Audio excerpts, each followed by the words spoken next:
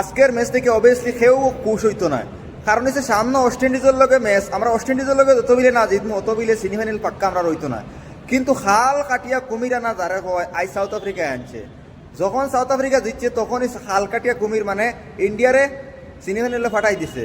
তখন গিয়া টের ভাই ভাই এডেন মাকরম সেদিন যে গাইলাইছিলাই ম্যাচও, আমি তো ভাবরিছি না ইন্ডিয়ার টিমর প্লেয়ারে এক উদয় ভাবরিছিল না, যে হিসাবে স্লেজিং আর যে হিসাবে গালাগালি সাউথ আফ্রিকার বলারে খরচ হইন, এখন তারার বদলা লইব। জিম্বাবুয়ের ম্যাচও প্রেশার ম্যাচও তারা তো এমনিও আউট হয়ে যাবা, আর রান তো বেশি হইব। কিন্তু আমি আগেও কইছি মেইন ম্যাটার হইল গিয়া ওয়েস্ট ইন্ডিজ, আর এর বাদে হইল সাউথ আফ্রিকা। সাউথ আফ্রিকা যে স্লেজিং করছে আর গালাগালি করছে এর বদলা লোয়া লাগে ইন্ডিয়া টিম। আজ যে আমরা ব্যাটিং অর্ডারও যে কামব্যাক হয়েছে, কারণটা হয়েছে গিয়া সাউথ আফ্রিকার গালি, সাউথ আফ্রিকার বলারে বেতলা গালাগালি করছেন, তারার বদলা লইতে হইলে আজ দেখো এক থেকে এক সব ব্যাটসম্যান হলে রান করছেন, বলার হলেও পারফরমেন্স করতা, কিন্তু সাউথ আফ্রিকার ছাড়িয়া দেওয়া যাইতো নাই। খাল কাটিয়া কুমির যখন আনছো তো কুমিরে তোমরা খাবা লাগবো।